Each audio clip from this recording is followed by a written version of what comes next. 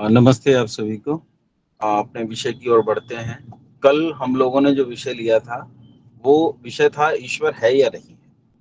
और जब हमने इस विषय को प्रारंभ किया तो हमारे बहुत तरह के विचार थे। हम सबके कई चीज़ों में अलग-अलग विचार थे और उन सारे विचारों पर विश्लेषण करते हुए हम आगे बढ़े थे। लगभग 35 मिनट तक हमने प्रयास किया था कि उससे अच्छे से जान सकें कि हमारे बीच में कैसी-कैसी अवधारणाएँ इस समय मौजूद हैं और उन अवधारणाओं की स्थिति कैसी है। उसके बाद हमने कुछ एक बिंदुओं पर विचार किया था, कुछ एक सिद्धांतों पर चर्चा की थी। उनमें सबसे पहला सिद्धांत एक बार सिंहावलोकन कर देता हूँ कि कल हमने क्या किया था। उनमें सबसे पहला सिद्धांत हमने विचार किया था कि संसार में अगर कहीं व्यवस्था है, तो उसका कोई न कोई व्यवस्थापक है। बिना व्यवस्थापक के व्यवस्था नहीं आ सकती। ये बुद्धिमत्ता की बात है, तर्क की बात है कि बिना व्यवस्थापक के व्यवस्था नहीं आती। संसार में ऐसी कोई व्यवस्था मौजूद नहीं है जिसका कोई व्यवस्थापक ना हो। मनुष्यों के संसार में देखने पर हम ऐसा पाते हैं। हमने कल उदाहरण लिए थे कि गाड़ी है तो किसी ने बनाई है, भवन है तो किसी ने बनाया है, मोबाइल है तो किसी ने बनाया है, व्यवस्था है तो व्यवस्थापक है। फिर हमने बात की थी कि व्यवस्थापक को व्यवस्था को स्थापित करने के लिए बुद्धि की आवश्यकता होती है। छोटी-छोटी मशीनों, छोटी-छोटी व्यवस्थाओं को बनाने में छोटी बुद्धि से काम चल जाता है, लेकिन बड़ी व्यवस्थाओं को बनाने के लिए बड़ी बुद्धि की आवश्यकता होती है। और फिर हमने संसार की सबसे जटिलतम मशीन की ओर रुख किया था और हमने जाना कि संसार में सबसे जटिल मशीन मानव का शरीर है। जिस मानव शरीर को हमने संसार की सबसे जटिल मशीन के रूप में स्वीकार किया, उसका निर्माण किसने किया? तो हमने देखा संसार में किसी ने निर्माण नहीं किया। हाँ, ये बात है कि जिसने निर्माण किया इतनी बुद्धिमत्ता से किया है कि संसार के सारे मनुष्य मिलकर नहीं कर पाते, इसलिए हमने कहा वो सर्वज्ञ है। सर्वज्ञ के बाद हमने सिद्ध किया था क्योंकि बुद्धि चेतन के सहारे रहती है, कभी जड़ के सहारे नहीं रहती। इसीलिए जो सर्वज्ञ है, सबसे ज्यादा बुद्धि वाला, सब कुछ जानने वाला है, वो बुद्धि वाला ही होगा, वो चेतन ही होगा, वो जड़ नहीं हो सकता है। तो पहला हमने सिद्ध किया था एक गुण के सर्वज्ञ है, दूसरा चेतन है और तीसरा जब है ही तो उसका अस्तित्व है और जिसका अस्तित्व होता है उसे सत कहते हैं। तो जो लोग कहते हैं मानो तो है ना मानो तो नहीं है, ये गलत है। मानो तो भी है, ना मानो तो भी है। जो वस्तु होती है किसी के मानने न मानने से उसके अस्तित्व पर कोई प्रभाव नहीं पड़ता। सर्वज्ञ चेतन सत के बाद हमने सर्वशक्तिमान की बात की थी कि संसार में इतने बड़े बड़े ग्रहों उपग्रहों को, न केवल इतने बड़े ग्रहों उपग्रहों को अपितु सूक्ष्म से सूक्ष्म पदार्थ को जो गति प्रदान कर सकता है, जिसमें इतना सामर्थ्य है कि वो एक इलेक्ट्रॉन से लेकर और दुनिया के इतने लंबे चौड़े सूर्य और सूर्य से भी करोड़ों गुना बड़े ग्रह नक्षत्रों को गतिमान कर सकता है, उससे ज्यादा सामर्थ्य किसी के पास नहीं है। इसलिए वो सर्वशक्तिमान है। सर्वशक्तिमान को जानते हुए हमने जाना था कि सर्वशक्तिमत्ता किसे कहते हैं। सर्वशक्तिमत्ता का अर्थ होता है जिसे अपने कार्य करने में किसी साधन की कोई आवश्यकता नहीं होती, उसे सर्वशक्तिमान कहते हैं। जैसे साधन है हमारे पास बैसाखी, हम बैसाखी से चलते हैं क्योंकि हमें बल की कमी है, इसलिए बैसाखी से चल रहे हैं। मैंने पाँव में कैलीपर लगाया, इसलिए लगाया क्योंकि मेरे पास बल की कमी है, इसलिए मैं कैलीपर से चल रहा हूँ। मैं चश्मा लगा कर देखता हूँ, चश्मा साधन है, तो चश्मा इसलिए साधन है क्योंकि मेरे पास बल की कमी हो गई आंखों में, इसलिए चश्मे से देखता हूँ। जिसके पास जैसे जैसे बल बढ़ेगा वैसे वैसे साधन की जरूरत खत्म होती जाएगी और एक दिन ऐसा आएगा जब ये सर्व शक्तिमत्ता की स्थिति आ जाएगी तो वो अल्टीमेट स्थिति होगी और उस समय किसी साधन की कोई जरूरत नहीं होगी। जैसे एक बलवान आंखों वाले व्यक्ति को चश्मे की जरूरत नहीं, ऐसे अनंत बल वाले व्यक्ति को आंखों की भी जरूरत नहीं, वो बिना आंखों के भी देख सकता है। इसलिए उसे शरीर की आवश्यकता नहीं है, वो बिना शरीर के ही सारे संसार में विभू होकर कार्य कर सकता है। जो सर्वशक्तिमान है वो निराकार है और जो निराकार है वो सर्वव्यापक है, सब जगह रहता है, कोई स्थान उससे खाली नहीं है। क्योंकि उसके कार्यों को देखकर हम उसकी सिद्धि करते जा रहे हैं, इसलिए कार्यों का करने वाला है और कार्यों का करने वाला होने से उसे हमने कर्ता कहा। क्या करता है, कैसे करता है, इसका हमने उदाहरण लिया था। जैसे माँ के पेट में शिशु का निर्माण करता है, इस प्रकार करता है। माँ के गर्भ के भीतर संसार की सबसे जटिल व्यवस्था का निर्माण किया जा रहा है, लेकिन कोई चूक नहीं। एक कोशिका से दूसरी कोशिका को सिला जा रहा है, लेकिन पैदा होने के बाद सिलाई दिखाई नहीं देती है। ऐसे कार्यों का करने वाला होने से उसे कर्ता कहते हैं। कुछ लोग कहते हैं उसकी मर्जी के बिना पत्ता भी नहीं हिलता, ये गलत बात है।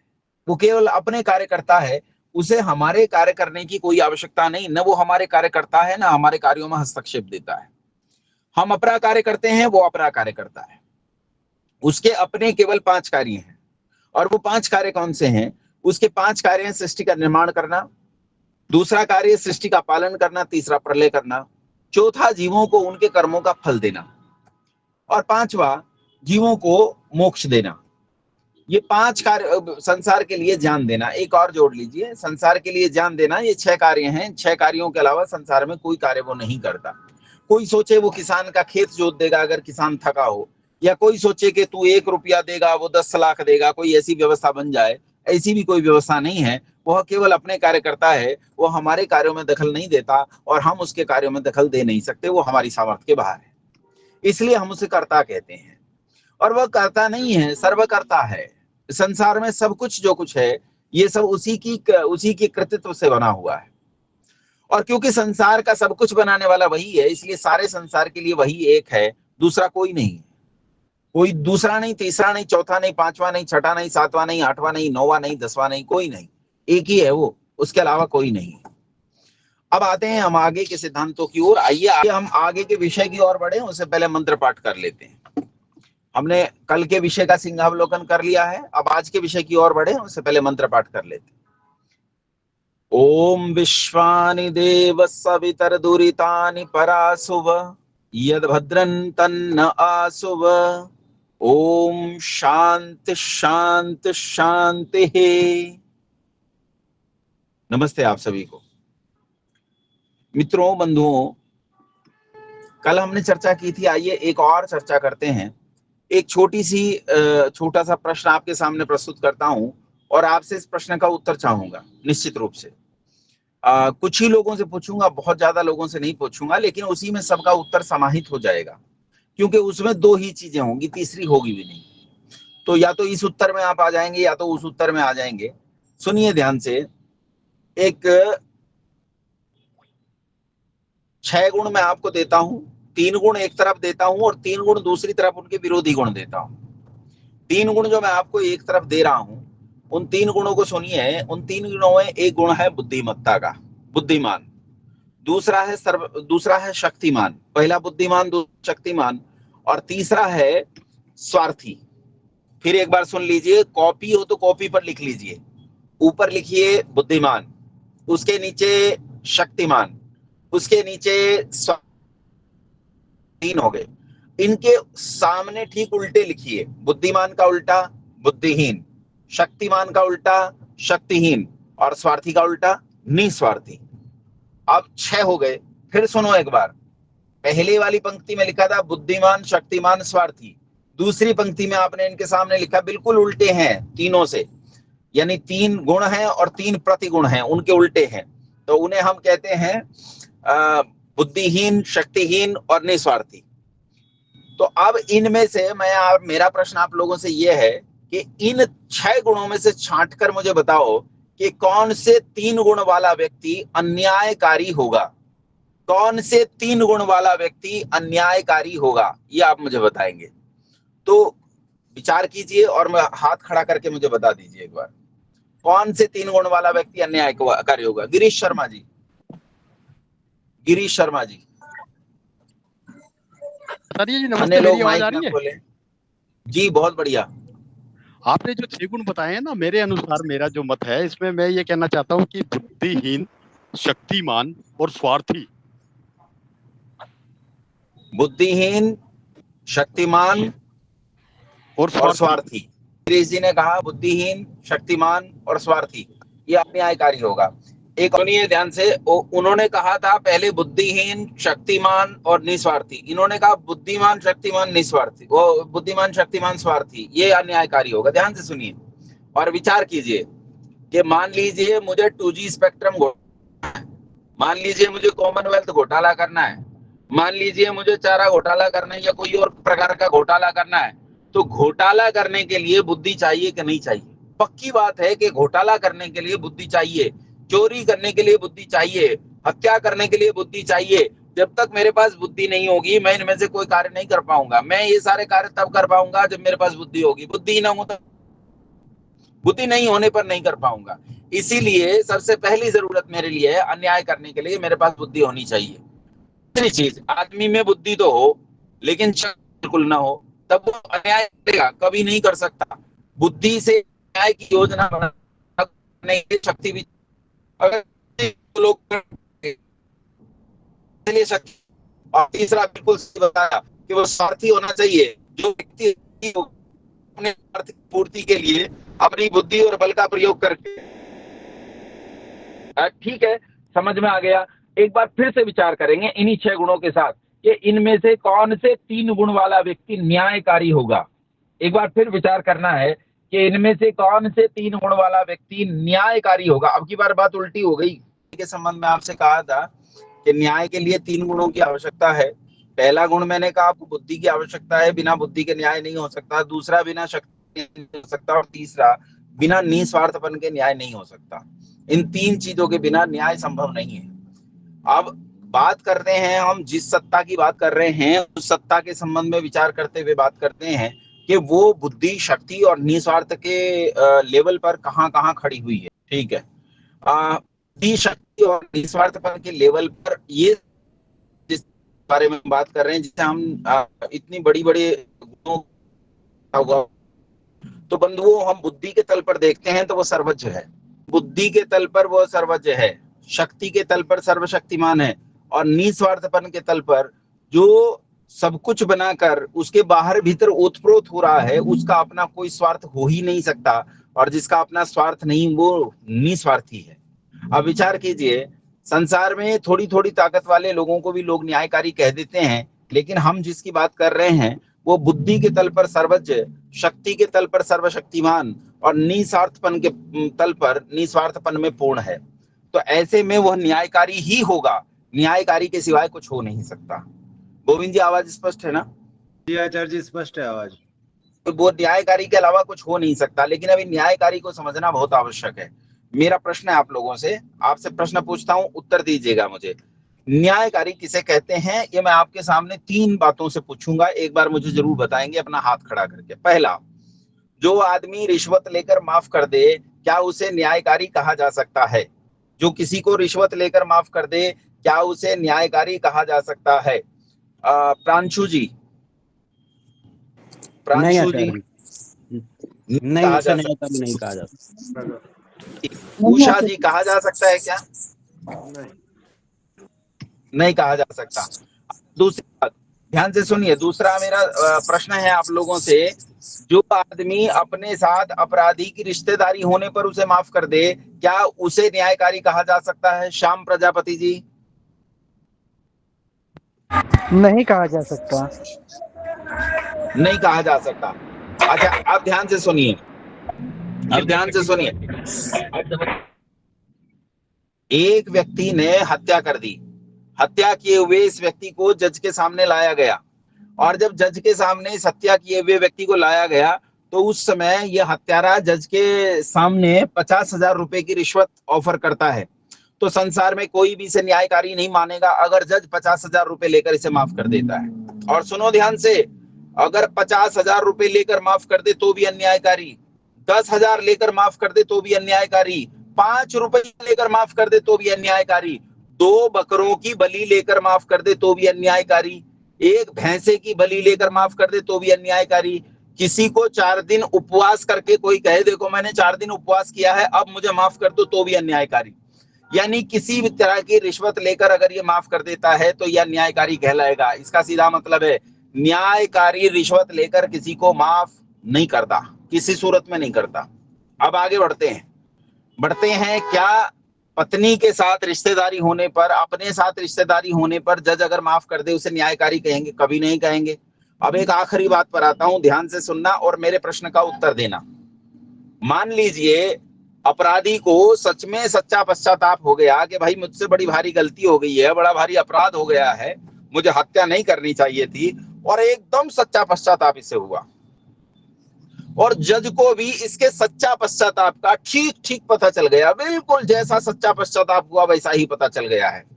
अब जज अगर इसके सच्चे पश्चाताप को देखकर इसे माफ कर दे तो जिसकी हत्या हुई है उसके साथ न्याय हुआ या अन्याय? उत्तर देंगे मुझे हाथ खड़ा करके, उसके साथ न्याय हुआ या अन्याय? सामूहिक रूप से उत्तर देंगे, बोलिए न्याय क्या अन्याय? अन्याय हुआ। म्यूट है सबको म्यूट कर दीजिए। अब सुनिए ध्यान से, यह किसी भी सूरत में अन्याय होगा। इसका अर्थ है माफी का दूसरा नाम अन्याय है। माफी कभी नहीं दी जा सकती। जो जैसा करता है उसे वैसा फल देना, यह न्याय कहलाता है। हमारे बड़े बूढ़े, कई बार मैंने अनपढ़ लोगों को देखा है, लेकिन वो अनपढ़ लोग भी क्या कमाल की बुद्धि रखते थे। वो शाम के समय भोजन से पहले संध्या करते हुए गीत गाते थे, कहते थे मेरे दाता के दरबार में सब लोगों का खाता, जिसकी जैसी करनी वैसा ही फल पाता, मेरे दाता के दरबार में सब लोगों का खाता। आप आश्चर्य करेंगे, वो लोग सिद्धांत को कितनी बारीकी से जानते थे, कितने स्पष्ट तौर पर जानते थे कि जो जैसा करता है वो वैसा ही फल पाता है। किसी सूरत में किसी को माफी मिलने वाली नहीं है। हाँ, कुछ मतांतर ऐसे आ गए हैं, वो कहते हैं हमारी किताब पर ईमान ले आओगे तो तुम्हारे सारे गुनाह माफ हो जाएंगे, लेकिन गुनाह किसी सूरत में माफ होने वाले नहीं है। वहीं से कहीं कहीं हमारे लोगों के भीतर भी ये बात आ गई है कि किसी तरह गुनाह माफ किए जा सकते हैं, लेकिन बंधुओं गुनाह किसी भी सूरत में माफ होना संभव नहीं है। जिसने जैसा किया है उसे वैसा ही फल मिलता है। अब अच्छे से समझ लो, जो न्यायकारिता के इस सिद्धांत को अच्छे से जान जाता है, जो जान जाता है कि न्याय में माफी नहीं होती है, वो कभी भी किसी पाखंड में नहीं फंसता। पाखंड में वो फंसते हैं जो ये समझते हैं कि किसी कारण से माफी मिल सकती है, और जिस कारण से माफी मिल सकती है वो उस कारण में फंस जाते हैं। लेकिन जो स्पष्ट तौर पर जानता है कि माफी मिलने वाली है ही नहीं, तो वो ऐसे किसी कारण में नहीं फंसता बंधुओं। अब न्यायकारी के बाद प्रश्न आता है, क्या वह दयालु भी है? यह बड़ा जटिल प्रश्न है। जो न्यायकारी है वो तो दंडित करता है, और जो दंडित करता है वो दयालु क्यों कर हो सकता है? कैसे दयालु हो सकता है? फिर तो वो दयालु नहीं हो सकता। और बंधुओं, अगर वो दयालु नहीं हो सकता तो ये दुनिया क्यों कहती है कि वो दयालु है, वो दयालु है, वो दयालु है? देखो, जिसने गलती की उसे दंड दिया, दंड देने वाले को कौन न्यायकारी कहे, कौन दयालु कहता है? हमारे बचपन में, मेरे अच्छी तरह याद है, मैं बचपन में पढ़ता, हमारे दो अध्यापक थे। एक अंग्रेजी के अध्यापक थे, नाम नहीं लूंगा, और एक संस्कृत के अध्यापक थे। संस्कृत वाले अध्यापक जो है वो बहुत मारते पीटते थे, जो जैसी गलती करता था उसे वैसा ही दंड देते थे। लेकिन जो दूसरे थे अंग्रेजी वाले, वो बहुत उदार व्यक्ति थे। उनके सामने बस भोली सी सूरत बना के ये कहना था कि गुरुजी गलती हो गई, आज के बाद कभी नहीं करूंगा, बस गुरुजी माफ कर देते थे। और हम बाहर आकर कहते थे कि ये गुरुजी बहुत अच्छे हैं, बड़े दयालु हैं। और कोई हमसे पूछता कि वो संस्कृत वाले, तो हम कहते अरे वो तो कसाई है, कसाई किसी को नहीं छोड़ता, जो जैसा करता है उसे वैसा ही फल देता है, वो तो पक्का कसाई है। हम उन्हें कसाई कहते थे जो न्यायकारी था। तो फिर दयालु कैसे हो सकता है? तो बंधुओं, दयालु इस तरह है, ध्यान से सुनो, कि जो जैसा करता है उसे वैसा ही फल देता है, और उसका ये न्याय सब पर एक जैसा बरसता है, एक जैसा बरसता है। किसी को इस न्याय को पाने के लिए गुहार नहीं करनी पड़ती, घंटे नहीं बजाने पड़ते, वकालतनामा नहीं लगाना पड़ता, अपील दर्ज नहीं करानी पड़ती। जो जैसा करता है उसे वैसा ही फल दे देता है। प्रत्येक व्यक्ति के कर्मों को सील सिल कर वैसा ही देता है जैसा उसने किया है। हम दर्जी के पास जाते हैं, 5-7 मीटर कपड़ा लेकर जाते हैं, उनसे कहते हैं महाराज कपड़े सिल दीजिए। वो हमारे कपड़े सिलते हैं। कपड़े सिलकर जब वापस देते हैं तो सारा समूचा कपड़ा वापस नहीं देते। कुछ न कुछ कपड़ा ऐसा होता है जो कत्तर बच जाती है, इधर से कटिंग गिर जाता है, उधर से कटिंग गिर जाता है, पूरा कपड़ा नहीं मिलता। 5 मीटर दिया तो 5 का 5 मीटर नहीं मिला, कुछ इधर उधर गिर गया है। और देते हुए, ध्यान से सुनना, इतना सब होने के बावजूद भी, इतना सब दिया है, उसके बावजूद भी जब वो हमें कपड़ा सिलकर देते हैं तो बदले में अपना मेहनताना लेते हैं। लेकिन यह हमारे सारे कर्मों का पूरा पूरा फल हमें देता है, और बदले में हमसे कोई फीस नहीं लेता। यही इसकी दया है। ध्यान से समझना, यही इसकी दया है। हाँ, यहाँ एक प्रश्न खड़ा होता है, और वो प्रश्न क्या है? वो प्रश्न ये है कि भाई जिसे फांसी दी गई है उस बेचारे पर तो दया नहीं हुई। मान लीजिए एक आदमी ने 500 हत्या कर दी और उसे फांसी दे दी गई, तो जब उसे फांसी दी गई उसने हाथ जोड़े, पांव पकड़े, तो उस पर तो दया नहीं की, तो फिर दयालु कैसे हुआ? तो ध्यान से सुनो, अगर इस एक व्यक्ति के कष्ट को उन 500 लोगों में से जिन्हें आगे मारने वाला है, उनमें से एक के सुख को इसके साथ, जो इसे कष्ट होने वाला है उसके साथ घटा भी दूं, तो 499 लोगों पर शुद्ध दया हुई। और वैसे इस पर भी शुद्ध दया हुई। इस पर दया इसलिए हुई क्योंकि यह सुधार होगा इसका। अब कोई कहे जी मर जाने के बाद सुधार कैसे होगा, तो ये आगे बताएंगे कि मर जाने के बाद सुधार कैसे होगा, लेकिन ये पक्का है कि सुधार होगा, इसीलिए उसे दयालु कहते हैं। ये 10 गुण मैंने आपके बीच में रखे। ऐसे ऐसे 10 गुणों के आधार पर हम निर्णय कर सकते हैं कि ये जो 10 गुण है ये आगे कुछ और गुणों की सिद्धि करते हैं। उन्हें कैसे कैसे सिद्ध करेंगे, ध्यान से सुनना। मैंने कहा था जिस सर्वज्ञ की, जिस सर्वव्यापक सर्वशक्तिमान की बात मैं कर रहा हूं, वह मूलतः उसका जो मूल स्वरूप है वो निराकार स्वरूप है। और वो जो निराकार स्वरूप है, निराकार चेतन नहीं है, चेतन है, चेतन। और चेतन परमाणुओं से मिलकर नहीं बना होता, ध्यान रखना। चेतना परमाणुओं से मिलकर नहीं बनती। जड़ पदार्थ, भौतिक पदार्थ परमाणुओं से मिलकर बनते हैं। तो जो चीजें भौतिक परमाणुओं से मिलकर नहीं बनती, ऐसी चीजों को, जो भौतिक परमाणुओं से मिलकर बनती ही नहीं है, ऐसी चीजों को चेतन है, चेतन निराकार है। और चेतन निराकार होकर वह जड़ पदार्थों से बना हुआ नहीं है। संसार में जितने जड़ और भौतिक पदार्थ हैं वो सब परमाणुओं से मिलकर बनते हैं, लेकिन क्योंकि ये चेतन है इसलिए परमाणुओं से मिलकर नहीं बनता। और याद रखना, वो चीज बनती है, उसकी शुरुआत होती है जो परमाणुओं से मिलकर बनती है। निर्माण उसी का होता है जो परमाणुओं से मिलकर बनती है। जो परमाणुओं से मिलकर नहीं बनती उसका कभी निर्माण नहीं होता है। तो इसका कभी निर्माण नहीं हुआ, और जिसका कभी निर्माण नहीं होता उसे अनादि कहते हैं। अनादि वो है जिसका कभी निर्माण नहीं हुआ। परमाणुओं से मिलकर सारी चीजें कभी ना कभी बनी हैं, लेकिन ये परमाणुओं से मिलकर नहीं बनता, इसलिए इसे अनादि कहते हैं। अब ध्यान से मेरी आगे की बात सुनिएगा। जो अनादि होता है, जिसका कोई आदि नहीं है, उसका कोई अंत भी नहीं होता, इसलिए इसे अनंत कहते हैं। ये 12 गुण हो गए हैं, ध्यान से सुनिए। दयालु तक मैंने 10 कर दिए थे, अनादि 11वां है और अनंत जो है वो 12वां है। इसके बाद आता है जिसका जन्म नहीं होता। ध्यान से सुनना, जो अनादि है वो कभी बना ही नहीं, कभी जन्मा ही नहीं। जो कभी जन्मा नहीं उसे अजन्मा कहते हैं। और मृत्यु किसकी होती है? मृत्यु उसकी होती है जिसका जन्म होता है। जिसका जन्म हुआ उसकी मृत्यु होती है। अब अजन्मा है और अमर है, ये 2 गुण और हो गए। तो 12 और 2 14। गिनती आप करते रहिए, इससे आगे गिनती मैं नहीं करूंगा, मैं भूल जाऊंगा इसके आगे। जो वस्तु बनी नहीं है, जो वस्तु कभी मरेगी नहीं, जो वस्तु जन्मी नहीं है, जिसका अंत नहीं है, उस वस्तु को 3 और शब्दों से परिभाषित किया जा सकता है। और उन 3 शब्दों को कहते हैं सनातन, शाश्वत और नित्य। शाश्वत किसे कहते हैं, सनातन किसे कहते हैं, नित्य किसे कहते हैं? ध्यान से सुनिए। जो प्राचीनतम है, सबसे पुराना है, उसे प्राचीनतम कहते हैं। जो सबसे नया है उसे नवीनतम कहते हैं। लेकिन जो प्राचीनतम से भी पुराना हो और नवीनतम से भी नया हो उसे सनातन कहते हैं। यह नए से नया है और पुराने से पुराना है, इसीलिए हम इसे सनातन कहते हैं। आगे चलते हैं।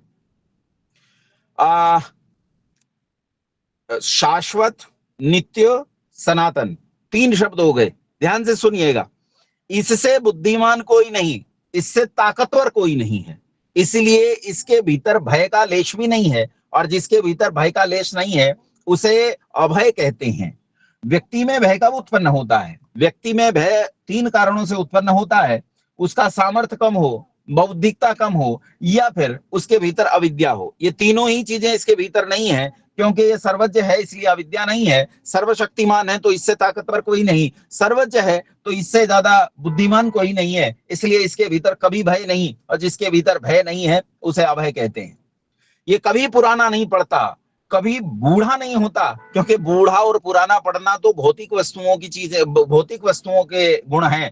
ये तो चेतन है। चेतन पदार्थ कभी पुराना नहीं पड़ता, परमाणुओं से मिलकर नहीं बनता। ये ऐसी वस्तु नहीं है जैसी संसार में वस्तुएं होती हैं, विलक्षण है, इसलिए इसमें पुरानापन नहीं पड़ता। जिसके भीतर पुरानापन नहीं पड़ता उसे अजर कहते हैं। सर्वव्यापक होने से सबके भीतर रहता है, इसीलिए इसे सर्वांतरयामी कहते हैं। सबके भीतर है इसीलिए इसे सर्वांतरयामी कहते हैं।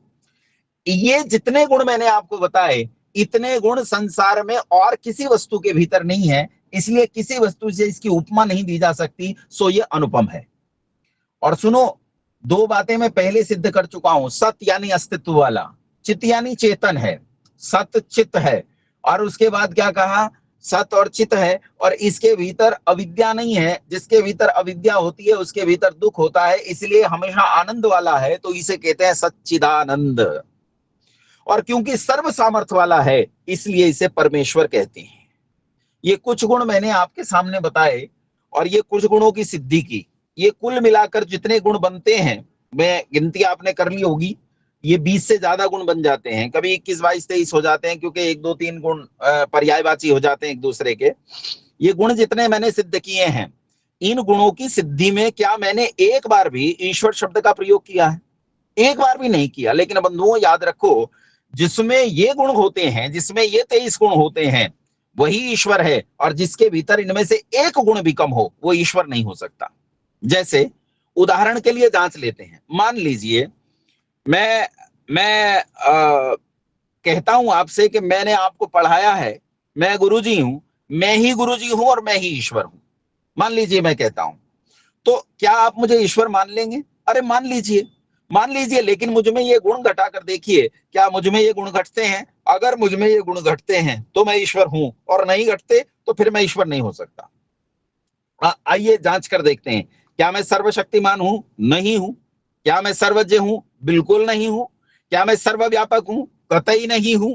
क्या मैं पूर्णतः चेतन हूं? जड़ तो नहीं है मुझ में, जड़ है मुझ में, इसलिए मैं ईश्वर नहीं हूं। और सुनो, मैं अल्पज्ञ हूं, वो सर्वज्ञ है। मैं बहुत सारी बातें जानकर बहुज्ञ हो सकता हूं, लेकिन सब कुछ जानकर सर्वज्ञ कभी भी नहीं हो सकता। इसलिए ना तो मैं आज सर्वज्ञ हूं, ना मैं कभी सर्वज्ञ हो सकता। ना तो मैं आज ईश्वर हूं और ना मैं कभी ईश्वर हो सकता। मेरी सत्ता अलग है। मैं जीव हूं, वो ईश्वर है, और ये ईश्वर सारे संसार में विभु होकर एक समान इन सारे गुणों के साथ पूरे संसार में एक साथ फैला हुआ है। इसकी पूर्णता ऐसी है कि सूक्ष्म से सूक्ष्म कण के भीतर भी ये पूरा है, और विस्तृत से विस्तृत ब्रह्मांड के भीतर भी ये पूरा है। इसकी पूर्णता विलक्षण है। इसलिए बंधुओं, इसे ही ईश्वर मानना चाहिए, और इसके अलावा संसार में कोई ईश्वर नहीं है। मैंने आपको कल से अब तक इन गुणों की सिद्धि में कोई कहानी नहीं सुनाई, कोई किस्से नहीं सुनाए, कोई कथा नहीं सुनाई है, किसी महापुरुष का चरित्र चित्रण मैंने नहीं सुनाया है। मैंने आपको केवल सिद्धांत पर चर्चा की है। मैंने आपसे केवल चर्चा की है दर्शन पर। मैंने आपसे चर्चा की है तर्क पर।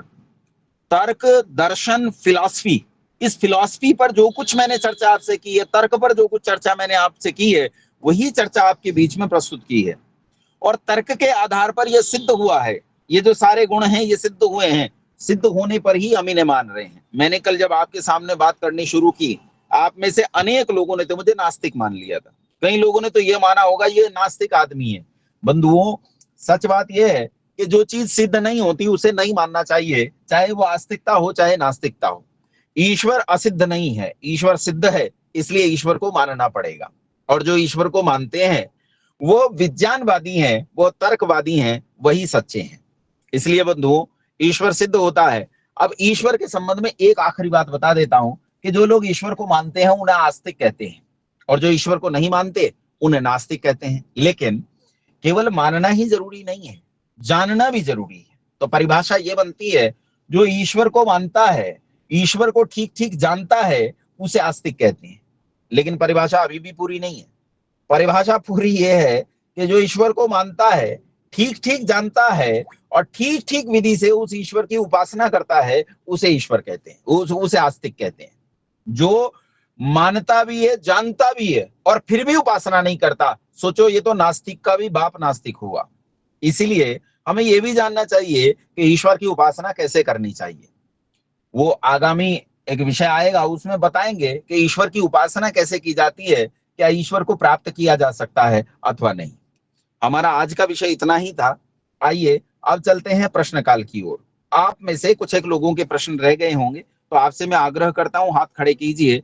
एक एक व्यक्ति का प्रश्न मैं बारी बारी से ले रहा हूं, मुझसे प्रश्न पूछते जाइए, मैं उत्तर देता जाऊंगा। धर्मेंद्र शर्मा जी। आचार्य जी प्रणाम। जी प्रणाम। आचार्य जी, मैं ये पूछना चाह रहा था, कल मैंने परमात्मा, ईश्वर और भगवान तीन के विषय में आपसे पूछना चाहा था। आपने कहा था कल बताऊंगा मैं जी। तो ये तीनों एक हैं, और इनसे भी बड़ी किसी की शक्ति होती है क्या, इन तीनों से बड़ी? देखो ऐसा है कि ये तीनों, अभी आप ऐसा मानिए कि तीनों पर्यायवाची शब्द हैं। वैसे भगवान ईश्वर संसार में उपस्थित मनुष्यों को भी कहा जा सकता है, लेकिन ईश्वर और परमात्मा केवल ईश्वर के लिए ही प्रयोग किए जाने वाले संज्ञाएं हैं। भगवान हम उन लोगों को कह देते हैं जिनके भीतर किसी प्रकार का ऐश्वर्य, किसी प्रकार की श्री, किसी प्रकार की बुद्धि, किसी विशेष प्रकार के गुण होते हैं। जैसे हम भगवान पाणिनि कह देते हैं, भगवान पतंजलि कह देते हैं, भगवान जैमिनी कह देते हैं, भगवान इक्ष्वाकु कह देते हैं। तो जिनके भीतर कुछ विलक्षण गुण होते हैं उन्हें भी हम भगवान कह देते हैं, लेकिन ईश्वर को भी हम भगवान कहते हैं, क्योंकि अनंतिम भगवान जो है वो केवल ईश्वर है। महर्षि पतंजलि अपने जो इनका वे पुराण है उसमें, मतलब जो इनका लेख लिखन थे उसमें ये कहते हैं पुरुष विशेष ईश्वरा, यानी कि जो पुरुष जिसमें विशेष गुण है वो ईश्वर है, जो अभी आपने गुण सभी बताए। सुनिए सुनिए सुनिए, क्लेश कर्म विपाकाशीर परामृष्ट पुरुष विशेषः ईश्वरः, वो अलग है। उस सूत्र की व्याख्या आगे करेंगे, उपासना वाला विषय आएगा तो उसमें करेंगे। ईश्वर सामर्थ्यवान को कहते हैं, परमेश्वर केवल एक ही होता है, और ईश्वर मतलब सामर्थ्यवान को भी कह देते हैं। वो चेतना के स्तर पर है, वो अलग से बताऊंगा। यहाँ थोड़ा सा मुश्किल हो जाएगा सबके लिए। ये बात तो है। चलिए ठीक है गुरुजी, अभी फिलहाल इतना ही ठीक है। मैं अदिति जी। आचार्य जी, मेरे दो प्रश्न हैं, दोनों एक दूसरे से रिलेटेड हैं। पहला प्रश्न ये है कि यदि ईश्वर सर्वव्यापक है तो क्या वो गोबर या पोटी मतलब जो गंदी चीजें होती हैं उनमें भी है? और दूसरा प्रश्न ये है कि वो सर्वव्यापक है मतलब सब जगह है, और चैतन्य है तो चेतना है, उसमें चेतना युक्त है, तो क्या ईश्वर जड़ पदार्थों में भी है? देखो बेटा, ऐसा है कि ये जो प्रश्न है आदिति आपका, ये सफेद साड़ी वाली बहन जी का प्रश्न है। सफेद साड़ी वाली बहन जी कहती हैं कि ईश्वर सर्वव्यापक नहीं हो सकता। क्यों नहीं हो सकता सर्वव्यापक? तो वो कहते हैं कि ईश्वर मूलतः निराकार तो है, उसका जो मूल स्वरूप है, लेकिन वो सर्वव्यापक नहीं है। हमने पूछा सर्वव्यापक क्यों नहीं, तो बोले सर्वव्यापक होगा तो शौच में भी होगा तो गंदा हो जाएगा, गोबर में होगा तो गंदा हो जाएगा, नाली में होगा तो गंदा हो जाएगा, ये तो बड़ा गंदा हो जाएगा। तो ये वो लोग कह सकते हैं जो विज्ञान को नहीं जानते। जो विज्ञान को जानते हैं वो ऐसी बातें नहीं कहते। मैं आपसे प्रश्न पूछता हूँ अदिति, अपना माइक खोलो, बाकी सबका माइक म्यूट रहे। अदिति अपना माइक खोलो, आसपास कोई शोर तो नहीं है? हाँ अदिति, मेरे प्रश्न का उत्तर दो बेटा। ये बताओ, सूर्य की किरणें संसार में सब पदार्थों पर पड़ती हैं कि नहीं? जी पड़ती हैं। गोबर पर? जी पड़ती हैं। नाली के कीचड़ पर? जी उस पे भी पड़ती हैं। गंदी हो जाती हैं क्या? नहीं, गंदी नहीं होती। क्यों नहीं होती? क्योंकि स्थूल पदार्थ सूक्ष्म पदार्थों के गुण नहीं लेते। ठीक है? स्थूल पदार्थ नहीं, माफ कीजिए, सूक्ष्म पदार्थ स्थूल पदार्थों के गुण नहीं लेते, अपितु स्थूल पदार्थ सूक्ष्म के गुण लेता है ना? जैसे माइक म्यूट करो, आपके पास शोर आ रहा है कुछ। हाँ, जैसे दूसरा एक उदाहरण सुनो। जैसे आपके पास फोन आता है, मान लीजिए अमेरिका से आपके पास फोन आया, तो अमेरिका से जो ध्वनि तरंगे हैं वो बहुत सारी बिल्डिंगों को पार करके आई। जो बिल्डिंगों को पार करके आई तो उसमें लाखों शौचालय उन्होंने रास्ते में पार करे होंगे। वो तरंगे जब आपके मोबाइल फोन में आती हैं तो क्या आप मोबाइल को फेंक देती हो कि भैया ये तो गंदा हो गया, क्योंकि शौच को पार करके किरणें आई हैं? अरे किरणें सूक्ष्म हैं, और सूक्ष्म पदार्थ स्थूल पदार्थ के गुण नहीं लेता, अपितु स्थूल पदार्थ सूक्ष्म पदार्थ के गुण लेता है। इसलिए ईश्वर सर्वव्यापक है। सर्वव्यापक होने से वो हर जड़ पदार्थ में है, वो हर पत्थर में है, हर पेड़ में है, हर वृक्ष में है, हर कंकर में है, हर कण में है, हर पत्थर में। कोई चीज ऐसी स्थान नहीं है, ये नहीं है ऐसी जड़ और चेतन जिसके भीतर ना हो। वो एक रस होकर सबके भीतर फैल रहा है। ठीक है अदिति? ठीक है आचार्य जी। ठीक है। राजलक्ष्मी जी। आचार्य जी नमस्ते। नमस्ते। आचार्य जी आप बहुत अच्छा समझाते हो, आप बहुत अच्छा बोलते हो। अरे धन्यवाद धन्यवाद। निर्मली जी बोल रही है। सुधांशु दत्ता जी।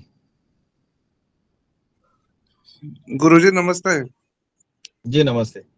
आचार्य जी, मेरे को बस खाली एक निराकार का अर्थ क्या होता है इसको जानना है। और अगर निराकार ईश्वर अगर सब जगह में है तो मैं ईश्वर को किसी भी रूप में मैं पूज सकता हूँ कि नहीं? हाँ पूछ सकते हैं, किसी भी रूप में पूछ सकते हैं, लेकिन उसका जो मौलिक रूप है उस मूल रूप को आप कभी छोड़ नहीं सकते। मूल रूप के बिना आप सरवाइव नहीं कर सकते, क्योंकि वस्तु का जो मूल स्वरूप होता है उसे आप डिनाई नहीं कर सकते। सूर्य का जो मूल स्वरूप है उसे आप डिनाई नहीं कर सकते। सूर्य के अन्य चीजों के, जैसे सूर्य के अन्य, जैसे हम सूर्य की लाइट चंद्रमा पर पड़ती है तो चंद्रमा को भी हम देव मानते हैं और उसकी उस तरह से पूजा करते हैं, लेकिन सूर्य का मूल स्वरूप जो है प्रकाश का और ऊर्जा का, वो सूर्य ही है। इस चीज को हम डिनाई नहीं कर सकते। ऐसे ही ईश्वर का जो मूल स्वरूप है वो निराकार है, इसे डिनाई नहीं कर सकते। ठीक है। आचार्य जी, निराकार का अर्थ क्या होता है? निराकार का अर्थ है जिसका कोई आकार नहीं है। जैसा संसार में अस्तित्व होता है ऐसा अस्तित्व नहीं है। जी धन्यवाद आचार्य जी। जीव सिसोदिया जी अनम्यूट नहीं कर पाए। आज का प्रश्नकाल इतना ही है। अब सुनिए मेरी बात, आपके बहुत सारे प्रश्न हैं और ये प्रश्न आज के दिन में पूरे होंगे नहीं, इसलिए कल का पूरा दिन हमारा प्रश्नकाल का रहेगा। कल मैं आप लोगों से प्रश्नकाल में ये सारे प्रश्न लूंगा। कल का हमारा ईश्वर के संबंध में प्रश्नकाल का समय रहेगा, इसलिए आज के लिए इतना ही। आइए मंत्र पाठ करते हैं। कल मिलेंगे 7:50 पे प्रश्नकाल के साथ। ईश्वर से जितने भी मैंने ये गुण सिद्ध किए हैं, इस पर ब्रह्म ईश्वर के जितने गुण सिद्ध हुए हैं, इनके संबंध में यदि कोई प्रश्न होगा वो सारे प्रश्न आप पूछेंगे और मैं सारे प्रश्नों के उत्तर दूंगा। ठीक है, आइए मंत्र पाठ कर लेते हैं। ओम विश्वानि देव सवितर दुरितानि परासुव यद्भद्रं तन्न आसुव।